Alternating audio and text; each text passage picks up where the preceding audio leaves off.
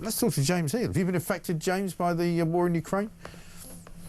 Very good morning. I think probably less so than others, Mike. And I think I'm not sure I was in the thoughts of the Prime Minister when he made those remarks. Yeah, but he said no, there is not one family or community that hasn't been affected. That's just not true. I think he probably meant was, citing public opinion, the fact that everyone's been emotionally affected rather than perhaps, completely. Yeah, but that's also not true. I can see that you're, trying to defend him, and I know it's a difficult job. I don't know why you are, but, he's talking crap. Sorry.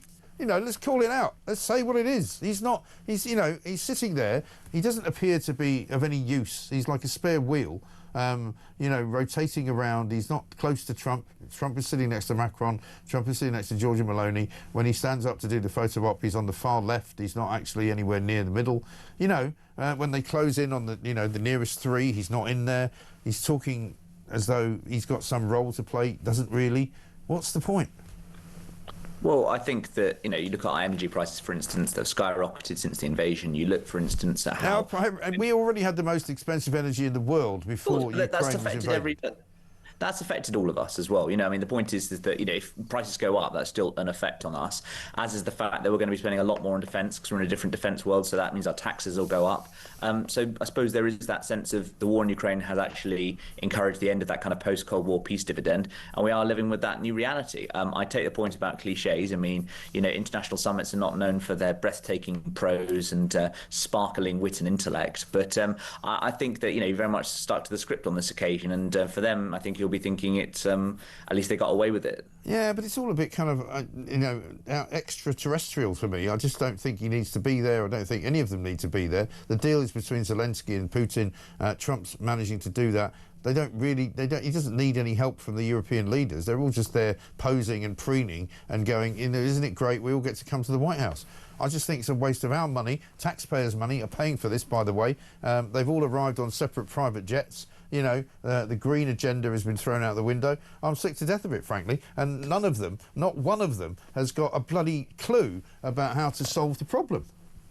Well, I think that Trump summoned them, didn't he? So he was the one inviting them to his place. So I suppose... No, I think they invited themselves, didn't they?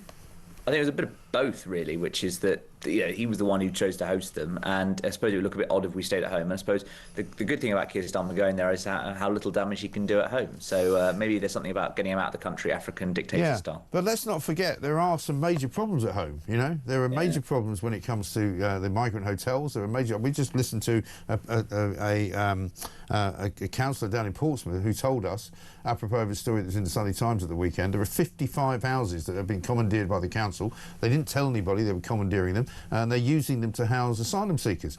And that is not something that people in this country voted for. It's not something they want, and it's not something that's going to go away if they think that they can just keep moving people out of hotels and put them into houses. That's a recipe for disaster, in my view. Yeah, certainly, and I think there was a Mail on Sunday story as well about the fact there was a mother of 6 who was kicked out of her house to make way for asylum seekers. Yeah. Look, this is the problem when you have scant resources and you have people whose legal status puts them above those in terms of the queue. It's a battle for resources, and you're getting immigrant versus native, you're getting lawbreaker versus law taker, and actually we're going to end up with a very bitter and divided country, which I think you can look at the polling, Mike, and it says that's exactly what's happening. People feel they're being let down, they feel that they're being penalised for playing by the rules, and obviously that's a huge amount of resentment. Yeah, absolutely right. But what I'm saying is that, there's a large majority of people now in this country who are spending their time sitting down in pubs, in restaurants, in community centres. Every single conversation is about immigration, and every single conversation is about what is the government going to do about it. And right now, the government appears to not want to do anything about it, and all we get is messages from Yvette Cooper and Keir Starmer that they've detained some people and they're going to be sending them home, except they haven't done it. And we've waited 12 days for an update from Yvette Cooper, who said she was going to give us regular updates after she started detaining people 12 days ago, and we haven't had one. Yeah, I totally agree with you. I think that, of course, in summer, it's always more pressure in terms of more arrivals here. That's been the pattern for the small boats since 2018. And I think you're right, because it's recess, she's able to get away with not giving those regular updates because Parliament isn't in session. And it's striking, I think, actually, Mike, you've only got a couple of people who have really been making the political weather over the summer. Nigel Farage is one of them. Robert Jenrick is another. He's been out a lot. But you would expect more, perhaps, from some of the Conservatives in terms of prosecuting this argument, because Labour are not getting called out on it, and I think you're totally right to make that point. Yeah, absolutely right. But I mean, it is something that they're going to have to approach, whether it's now, whether it's next year, whether it's the year after. They're going to have to do something about it. They're going to have to give at least the impression that they care, and so far they haven't done that. Well, I think they're very incrementalist in their measures, and I think that, look, there is certain merit in trying to, try every different solution. But the problem is you're going to end up with the same place as Rishi Sunak, which is that, unless you actually have a couple of big measures, or you're willing to kind of go against some of those shibboleths, you are going to see headlines like we've got there on the screen, sort of money for migrants, housing asylum seekers was financial lifeline. So I do think that's the problem, and I think for Labour, I think there was a naivety coming into office about how difficult this would be. And I spoke to someone very senior in government who said that they underestimated it, frankly, the other day. And I think that now they're coming to the realisation of that. And I think there's the whole political economy around the asylum seekers and the hotels, which is really interesting. And you're seeing that kind of play out, whereby, those who've come here illegally are given preferential status. Yeah. And I think that's a lot of resentment to places like Epping and Essex. Yeah, totally. But it's not just Epping and Essex. That's the point. I mean, there's a danger for people who sit in the Westminster bubble that they think that's where it is. It's not. It's in Birmingham, it's in Newcastle, it's in Leeds, it's in Manchester, it's in Altrincham, it's in Bournemouth. It's all over the place. It's a countrywide problem, and it's almost as though they're kind of pretending it's not there. Yeah, I mean, that's the other interesting thing, of course, is the kind of secrecy that goes on about this, because I can understand, they want to keep people who've here, they don't want to be attacked, etc. But, keeping the list secret has obviously caused a huge amount of issues as well. When you think about the Britannia Hotel in London. Yeah. The other interesting thing, of course, Mike, is how people are being displaced in different parts of the country. So in different PALs in Wales, right. They've had people arriving there across the border. And that's obviously a place where Wales has been insulated perhaps from the small boat crossings, and yet people are being brought there. So that's an issue and causing issues. And I think one of the spurs, which is why people are voting reform in Wales, because they're the local Welsh elections for next year. Yeah, because, you can try and keep it quiet, but people locally notice it, If suddenly there's a rather large influx of foreigners and people who have obviously clearly come from small boats from countries which, are in sub-Saharan Africa or in the far east parts of Asia, they don't look like we do, I'm afraid, and I'm sorry to have to say that in terms of just a general observation. And suddenly you've got a situation, I was talking to somebody who was down in Sandbanks the other day, who said the whole place has been kind of invaded by migrants, and all over the beaches of Bournemouth there are thousands of migrants who have come there, who are staying in hotels. There's 3 big hotels in Bournemouth. Crime has gone up, and there's now a vigilante group, as was written about in the Sunday Times at the weekend, who walk around the streets trying to keep it safe for women and girls, on a regular basis. It's unbelievable. Well, and the Spectator wrote that story first, but you're totally right. You're totally right, Mike, which is I didn't know that. Well, cheers to you. Which is that, in terms of different places, it's really affecting the local economy, and that's, of course, one of the issues why, the hotels, people say, oh, well, let's buy the hotels. Well, the point is hotels are supposed to bring in additional revenue, you get the kind of seasonal economy, that's always been the model. And the second point to make, of course, when it comes to these hotels, really, is just about by having those people in those areas, there is sometimes a tendency for crime to be committed. And some of the most appalling things, I think it was in Dover, where there was reports of a sexual assault by someone who was a migrant. And, those are the kind of really disturbing cases, particularly whereby it's not even just sort of noticeable, it's people, bringing crime and evil into those communities if they've been charged, prosecuted.